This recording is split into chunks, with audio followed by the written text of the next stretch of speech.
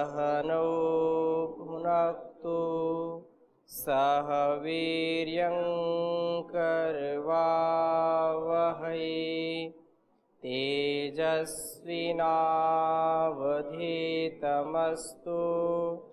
मा विद्विषावहै। ओम शांति शांति शांति। वैदिक जीवन पद्धति की इस कक्षा में आप सबका हार्दिक स्वागत है, अभिनंदन है। धर्म के विषय में चर्चा चल रही है और विषय है दान का। दान भी धर्म का एक स्वरूप है। अपने सामर्थ्य के अनुसार, अपने ज्ञान का, अपने धन का, अपनी सुख सुविधाओं का दूसरों के लिए दान देना, जो हमसे अपेक्षा रखते हैं, हमारे अधीन हैं या हम जिनका सहयोग कर सकते हैं, उनको अन्न से, धन से, वस्त्र से, विद्या से युक्त करना, दान देना, ये धर्म का महत्वपूर्ण अंग माना जाता है। मैंने पीछे चर्चा की थी कि जब हम दान देते हैं तो हाथ हमारे ऊपर रहते हैं, अर्थात उदारता पूर्वक दान किया हुआ होना चाहिए। उसमें सात्विकता को प्रधानता देनी चाहिए। जैसे कहा था, सात्विक दान, राजसिक दान और तामसिक दान। उन दानों में श्रेष्ठता सात्विक दान की होती है और जो व्यक्ति सात्विक दान देता है वो प्रसन्नता, आनंद से, सुख से परिपूर्ण हो जाता है।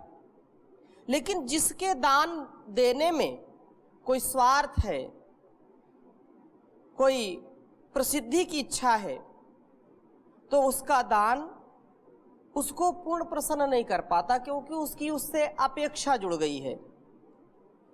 तो हम जो भी दान दें उसमें अपेक्षा रहित होकर के, फिर प्रश्न आता है कि जो कुछ भी व्यक्ति करता है संसार में उदारता पूर्वक दूसरों के कल्याण के लिए, तो भी वह कोई ना कोई इच्छा तो रखता ही है। बिना इच्छा के तो एक पग भी आगे नहीं बढ़ा सकते। ठीक है, सत्य है, परंतु इतनी बात जरूर समझनी चाहिए कि अनासक्त भाव से जो कर्तव्य है आपका देने का उसमें हो, और वो सात्विक हो, अर्थात कल्याण की भावना से दिया हुआ हो। और जब हम ऐसा व्यवहार करेंगे तो उसमें हमको ज़्यादा कष्ट नहीं होगा, क्योंकि ये मेरा कर्तव्य है। परमात्मा ने मुझको धन से, बल से, बुद्धि से, विवेक से, हर प्रकार से संपन्नता प्रदान की है, और उस संपन्नता से मैं दूसरों को भी लाभान्वित करूं, दूसरों को भी उसका लाभ मिले, ये तो उदारता है और ऐसा करना भी चाहिए।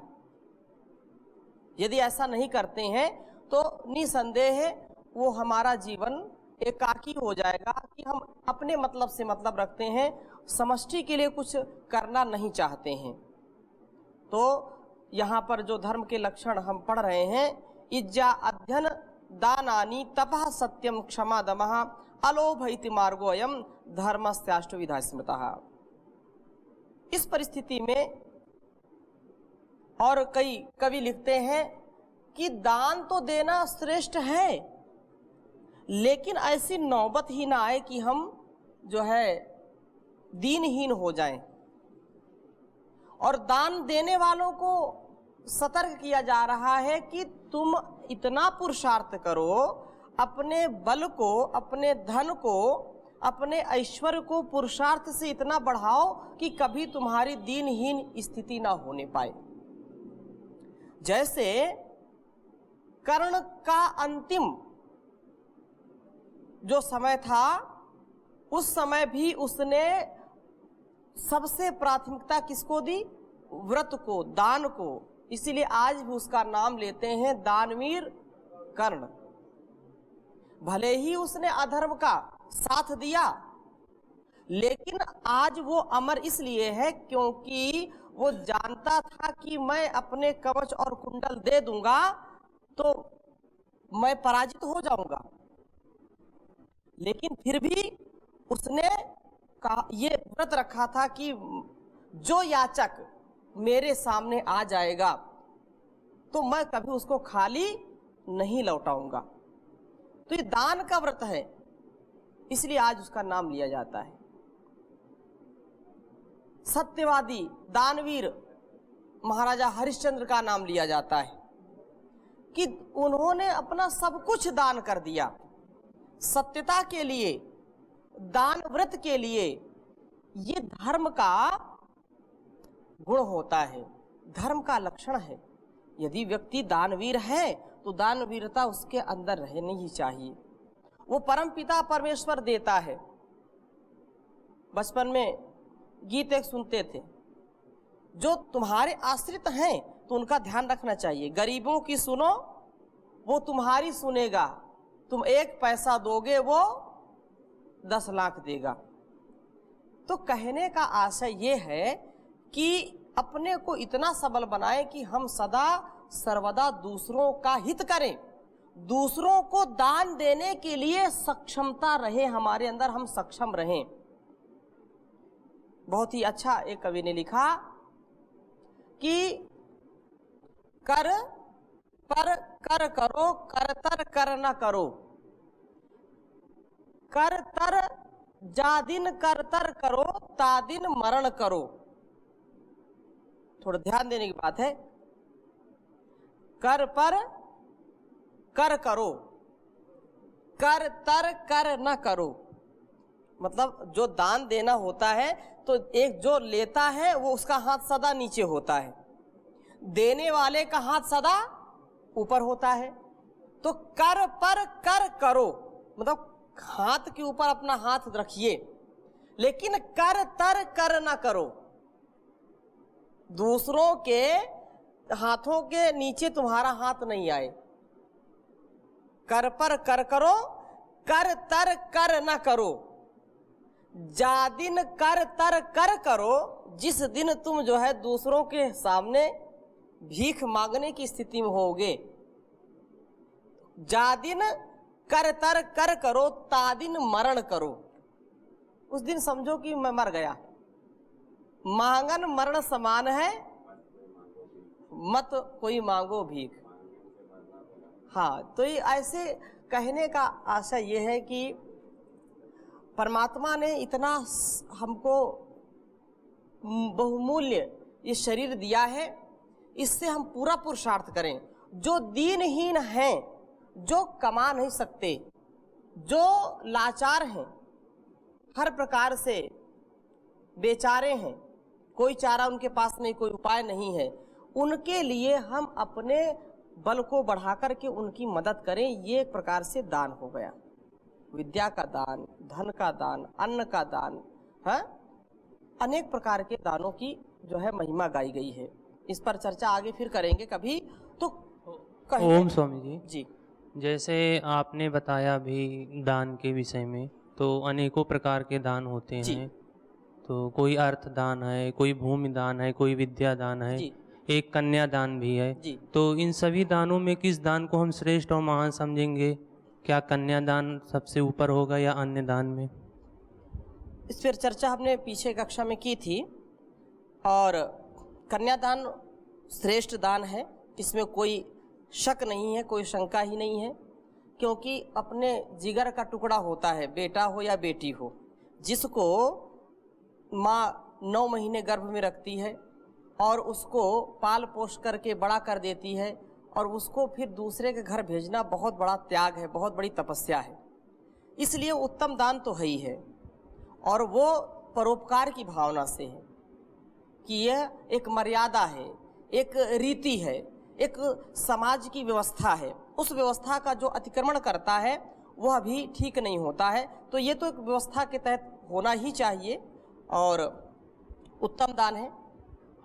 और जैसे कोई माता पिता है, देश हित के लिए श्रेष्ठ गुरु, सक्षम गुरु के समक्ष अपने पुत्र या पुत्री को दान दे देते हैं आजीवन के लिए, तो क्या ये दान भी उन दानों में श्रेष्ठ दान आएगा? उससे भी बड़ा दान है ये। पुत्री का दान, कन्यादान दिया है तो एक घर उससे बसेगा, एक कुल की मर्यादा, एक कुल का वैभव उससे बड़ा होगा। लेकिन किसी ने राष्ट्र के लिए पुत्र को दान कर दिया, किसी पत्नी ने अपने पति को कुर्बान कर दिया, तो यह सबसे बड़ा बलिदान है, सबसे बड़ा दान है। राष्ट्रहित सर्वोपरि, इदम राष्ट्रा इदम न मम, ये राष्ट्र के लिए है, ये मेरे लिए नहीं है। जिसकी ऐसी श्रेष्ठ भावना है वो तो सबसे उत्तम दान है, सर्वोपरि दान है, क्योंकि वह अपने जीवन को अच्छा बना करके पता नहीं कितने हजारों लाखों करोड़ों लोगों का जीवन बचा सकता है, जीवन संवार सकता है। ओम स्वामी जी। जी स्वामी जी, कन्यादान के साथ में दहेज भी लेते हैं लोग, वो उसको कौन? हाँ, ये जो कन्यादान के साथ माल दान भी देते हैं, आर्थिक दान देते हैं, ये कहीं पर भी नहीं है। कहीं भी दहेज का वर्णन नहीं मिलता है। हाँ, पहले के समय में उपहार के स्वरूप में लोग देते थे, लेकिन आज उपहार से वो दहेज बन गया है। जिसमें सक्षमता है वो देते थे दहेज, ठीक है। उसमें फिर वर और वधू दोनों की ओर से जो है उपहार आता था। वर की ओर से भी उपहार जाता था कन्याओं के लिए, और दहेज का स्वरूप बदल गया है। उसको जो मैंने सात्विक चीज नहीं रह गई, वो राजसिक और तामसिक हो गई है। लोग दहेज लेने में और देने में भी अपनी प्रशंसा समझते हैं, वो बिल्कुल गलत है। देश काल परिस्थिति में हमको निर्णय करना चाहिए। ऐसे युवक हैं, युवतियां हैं जो इस दहेज रूपी दानव को नष्ट करने का प्रयास कर रहे हैं, तो उन माता पिता से भी जो है ये आशा की जा सकती है, और उनको स्वयं ये प्रयास करना चाहिए कि समाज के कल्याण के लिए, उत्थान के लिए जो काम होना चाहिए उसमें ये दहेज को कभी भी प्रश्रय ना दें। दुल्हन ही दहेज है। इतना बड़ा त्याग, इतनी बड़ी तपस्या, इतना अनमोल जो खजाना है वो किसी को देना, उससे बड़ा तो शायद कोई दहेज नहीं हो सकता। लेकिन जो लोग अपने बेटे की जो है परवरिश का भी उसमें शुल्क जोड़ते हैं, पढ़ाई लिखाई का भी शुल्क जोड़ते हैं, और ये बोलते हैं कि देखो हम तो कुछ मांगते नहीं भाई, हमको तो परमात्मा सब कुछ दिया है, नौकरी जो है हम कर रहे हैं, पत्नी भी कर रही है, पेंशन भी आ रही, सब कुछ, कोई दिक्कत है नहीं, ये तो तुम्हारी बेटी का ही प्रयोग करेगी भाई, आप बेटी के आने जाने के लिए 4 पहिया वाहन तो दोगे ही है। अब उसको ये सारी सुख सुविधाएं हैं, सोने की चैन भी दोगे, बच्चे को अब तुम्हारे अपने दामाद के लिए ही तो दे रहा हूँ, तो हमको तो कुछ चाहिए नहीं। इतनी जो है चिकनी चुपड़ी बातें करेंगे और कुछ चाहिए नहीं, दहेज चाहिए नहीं और सब कुछ मांग लेते हैं, तो ये निंदनीय है। कितने हजारों जो है वर्ष में हजारों ऐसी घटनाएं घटती हैं जिससे दुल्हन को भी और उनके घर वालों को भी इस प्रताड़ना से जो है बहुत ही दुख होता है, कष्ट होता है। कितने जो है युवतियों का जीवन समाप्त हो जाता है। जी स्वामी जी, जैसे हर सिक्के के 2 पहलू होते हैं, तो कन्यादान तो श्रेष्ठ है और ये सब बातें जो आपने बोली वो सब तो मानते हैं जी, पर आजकल के जो स्वरूप में कन्या जो दान है उस रूप में तो मजबूरी हो गई है, लड़की की शादी तो करनी है, नहीं तो समाज में बदनामी होगी और ऐसा ऐसा होगा, तो क्या ये दान की भावना तो हो ही नहीं। और दूसरा जो दहेज के लिए आपने बोला, तो दहेज में एक पॉजिटिव साइड उसका ये है कि जब इतने पैसे लगते हैं तो एक तो बहुत ही सोच समझ के डिसीजन लेते हैं, और उसकी वजह से जो डाइवोर्स रेट है थोड़ा कम होता है कि अब आगे अगर ये शादी छोड़ के जाएंगे तो दोबारा शादी होगी तो उसमें भी इतना खर्चा होगा। इस पे आप क्या बोलते हैं? ये भारतीय परंपरा नहीं, जैसा आप बोल रहे हैं। पहले के समय में भी केवल अतिथि सत्कार के लिए जो जाते थे उनका सत्कार होता था और दुल्हन ही उनके लिए सर्वोपरि होती थी। उसके गुणकर्म स्वभाव को देख करके जांच करके उसका विवाह करते थे। और वो आज का क्या समय है कि मैं जो है बहुत करोड़पति हूँ, मेरी पुत्री उस घर में जाए तो उसको कोई जो है कमी ना हो, इसलिए उसको देते हैं। लेकिन इस बात पर भी उनको ध्यान रखना चाहिए कि उनके घर की, उनके परिवार की क्या स्थिति है। हो सकते हैं वो 2-4 भाई हो और वो फिर इस कन्या का विवाह हुआ, इतना पैसा आया, इसमें इतना धन मिला, तो जो बहुएं पहले से उस घर में हैं उनके दिल पर क्या बीतेगी। तो ये समरसता को घटाने का काम है। समरसता इससे घटती है। जहां प्रेम है, जहां सुमति है, वहां सब कुछ है। और फिर उसके अंदर भी, उस कन्या के अंदर भी मन में यह आता है कि मेरे पिता ने इतना दहेज दिया है, इतना सब कुछ दिया है, तो मैं क्यों दुख सहूं, मैं क्यों सेवा करूं। वो फिर उस घर की परिस्थिति में वो ढल नहीं पाती है। और यदि उसने बहुत ही आदरपूर्वक, प्रेम पूर्वक उसको आत्मसात किया है तो उसको धन कुछ नहीं है। जैसे उत्तम उदाहरण के लिए राजा जनक ने कोई कमी नहीं छोड़ी सीता जी के विवाह में। और उन्होंने जब विदा करके यहाँ अयोध्या भेज दिया, उस समय फिर राम को वनवास हुआ, तो सारा वैभव छोड़ करके वो वन के लिए प्रस्थान करने के लिए तैयार हुई। तो राम ने उनको समझाया कि आप तो इतने सुख में आप पली हो, वहाँ कहाँ जाओगे। तो बोले कि ये धन वैभव तो ये तो मिट्टी है मेरे लिए, कंकड़ पत्थर है। जब पति नहीं तो ये वैभव से कोई लेना देने। अर्थात पति का, पत्नी का प्रेम, स्नेह, परस्परता ही सर्वोपरि है। ये तो केवल लालच है धन की। माँ गृहा का स्वी धनम, यदि हम पढ़ लें तो शायद किसी की धन की लालच ना करें। जी। ओम आचार्य जी, आचार्य जी, दान लेना अच्छा है कि बुरा है? जैसे कहते दान लेने से पुण्य घटता है, पुण्यक्षम हो जाता है। दान देने से पुण्य घटता है? लेने से हाँ। जो असहाय हैं उनको दान देना चाहिए। दान बिना दिए कोई चल नहीं सकता। दान अनेक प्रकार का होता है। दान की जब हम विशेष चर्चा आगे करेंगे उस पर लेंगे, अभी केवल सांकेतिक रूप में हम इसको यहाँ पर ले रहे हैं। बिना दान के आपका मान नहीं है, आपका जीवन नहीं है। हम हैं यहाँ पर तो दान का ही परिणाम है। और सूक्ष्मता में जाएं तो दान ना हो तो हम नहीं होंगे, बस इतनी सी बात समझ लो आप। हाँ, लेन देन से ही सारा समाज चलता है। आर्थिक धन की बात कर रहा हूँ। आर्थिक धन की बात कर रहा हूँ। जैसे कोई पंडित आदि रहता वो जबरदस्ती से मांगता है कि आपको दान देना ही होगा, और एक दान देना वो तो सौदेबाजी है। यदि कोई बोलता है कि आपको दान देना ही पड़ेगा, इतना दान दो, इतना दो, इतना दो, इतना दो, सौदेबाजी है, वो दान नहीं है। दान कभी मांगा नहीं जाता और दान देकर के कभी कहा नहीं जाता, ये दान है। ठीक है, अभी हम जिस श्लोक की चर्चा कर रहे थे उस पर अगला बिंदु है तप। इज्जा अर्थात यज्ञ करना और अध्ययन करना, दान देना और तप। इज्जा अध्ययन दानानि तपः सत्यम क्षमा दमः। जो तप है इसकी बड़ी महिमा है।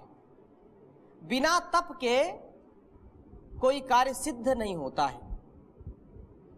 तो तप क्या है? कह दिया द्वंद्व सहनम तपः। है?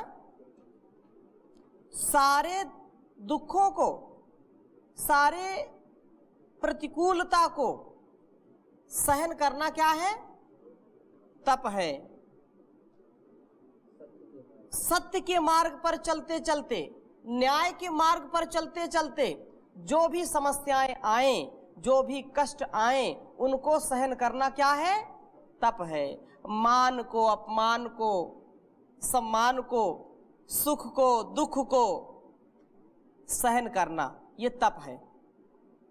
कोई दुख तो सहन कर लेता लेकिन सुख नहीं सहन कर पाता, कोई सम्मान नहीं सहन कर पाता, कोई अपमान नहीं सहन कर पाता। सर्दी, गर्मी, धूप, बरसात के द्वंद्वों को सहन करना तप है।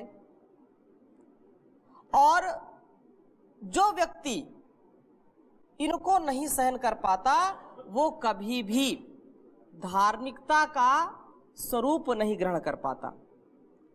जैसे कृषक दिन रात, दिन हो चाहे दोपहर हो, धूप हो, बरसात हो, अपने कर्तव्य कर्म में सदा लगा रहता है।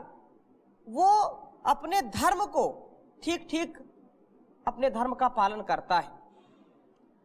जो जवान सीमा पर लगा है वो भी हर प्रकार की समस्याओं को, मुसीबतों को झेलता हुआ राष्ट्र की रक्षा के लिए अपने कर्तव्य को एक क्षण के लिए भी भूलता नहीं है। एक नजर इधर से उधर नहीं घुमाता है कि नजर घूमी और शत्रु ने वार कर दिया। बहुत ही जागरूकता पूर्वक उसका पालन करता है अपने कर्तव्य का। वो धर्म है, तप है। क्योंकि जहां ग्लेशियर है, जैसे लेह लद्दाख जैसी स्थानों में भी, और इतने ठंडी में, बरसात में, दलदली क्षेत्रों में भी उन जाते हैं तो सहन करते हैं, वो भी राष्ट्र की रक्षा के लिए।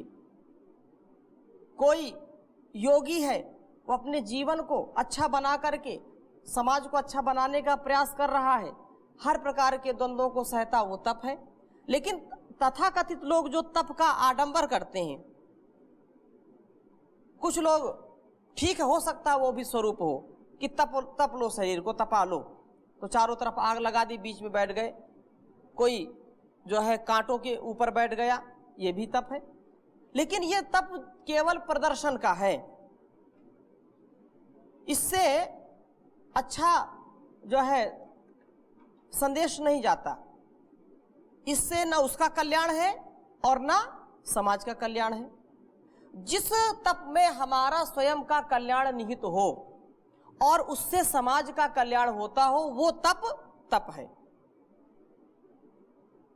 वाणी का तप, वाणी से एक बार भी किसी को गलत नहीं बोलना। क्रोध आना स्वाभाविक है, हो जाता है कभी किसी जो क्रोध करते हैं, लेकिन क्रोध को ना आने देना, ये तप है। इंद्रियों को संयमित रखना, आलंबन मिलने पर भी वो संयमित रहें। विषय उपस्थित हो गया तो भी अपने को अपने में ही सीमित रखना, अपने में ही स्थित रखना, ये तप है। तो ऐसी स्थिति में जो व्यक्ति तप करता है तो वो धर्म से अपने जीवन को अच्छा बना सकता है और धार्मिकता पूर्वक जीवन व्यतीत कर सकता है। कुछ तप के विषय में कुछ आपको सूक्तियां, कुछ वाक्य लिखा देते हैं। कुछ तप के फल तुरंत मिलते हैं, कुछ तप के फल बाद में मिलते हैं। जैसे कोई अभी विद्या पढ़ रहा है तो अभी कोई विद्या पढ़ के तुरंत विद्वान बन करके उसका फल नहीं ले सकता। अभी तो विद्या का है, प्रथमेनार्जिता विद्या द्वितीयेनार्जितम धनम तृतीयेनार्जितम पुण्यम चतुर्थे किम करिष्यति। तो प्रथम तो विद्या अर्जन ही करना है, ये तप है। प्राणायाम का तप, आहार का तप, विचार का तप, व्यवहार का तप, अनेक प्रकार के तपों से हम अपने आप को जब तपा लेते हैं तो वह हमको श्रेष्ठ बनाता है। जैसे बोलते हैं कि सोने को तपा करके कुंदन बनाते हैं। सोने को तपा कर क्या बनाते हैं?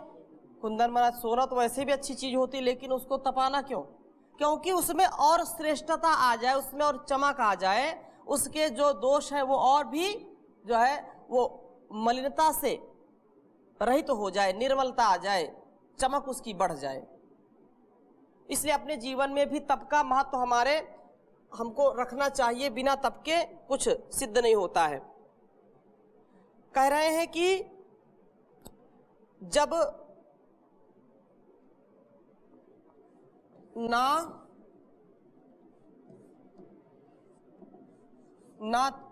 तप्त तपसो, ना तप्त तपसो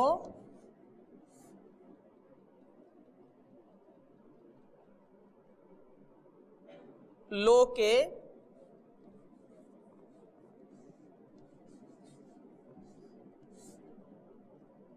प्राप्नुवन्ति महासुखम।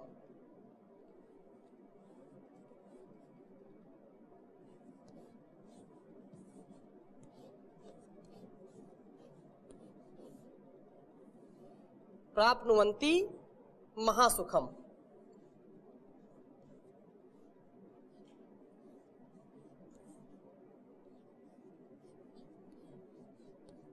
ना तप्त तपसो लोके प्राप्नुवन्ति महासुखम। अभिप्राय क्या है? तप के बिना संसार में महान सुख नहीं मिलता है, चाहे शारीरिक या आत्मिक दोनों। ना अतप्त तपसो लोके प्राप्नुवन्ति महासुखम। जो अतपस्वी हैं वो कभी भी आनंद की प्राप्ति नहीं कर पाएंगे, कभी उनको योग सिद्ध नहीं होता, कभी उनको योग सिद्ध नहीं होता है। इसलिए तप तो आवश्यक है, बिना तप के कोई कार्य सिद्ध होता ही नहीं है। और अनेक प्रकार के तप है, जैसे नित्यम क्रोधात् तपो रक्षेत। एक छोटा सा उदाहरण बता रहे हैं कि नित्यम क्रोधात्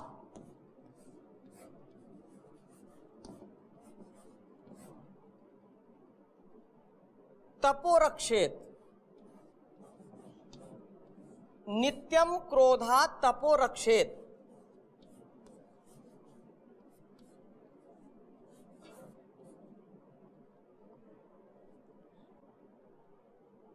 नित्यम क्रोधात् तपो रक्षेत का तात्पर्य यह है, सदा तप को क्रोध से बचा करके रखना चाहिए। क्रोध आया तो सारा तप भंग हो गया, इसलिए क्रोध पर भी नियंत्रण पाना ये बड़ा तप है। क्रोध का हम सदा प्रयास पूर्वक उस पर नियंत्रण करें, ये बड़ा तप है। और कहा न साध्यम तपसा किंचित। बहुत ही अच्छा वाक्य है, इसको लिख लीजिए। न साध्यम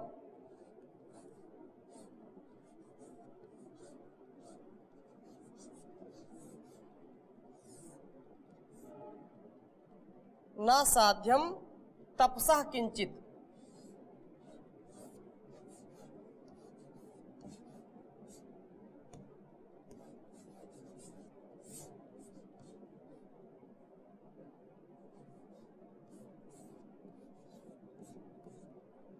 कहने का आशय ये है कि तप से कुछ भी असाध्य नहीं। ना साध्यम तपसा किंचित। दुनिया में जो भी आप कल्पना कर सकते हो वो तपस्या से आपको सिद्ध हो सकती है। इसलिए तप का ये महत्व आज बतलाया। शेष चर्चा अगले भाग में करेंगे। ओम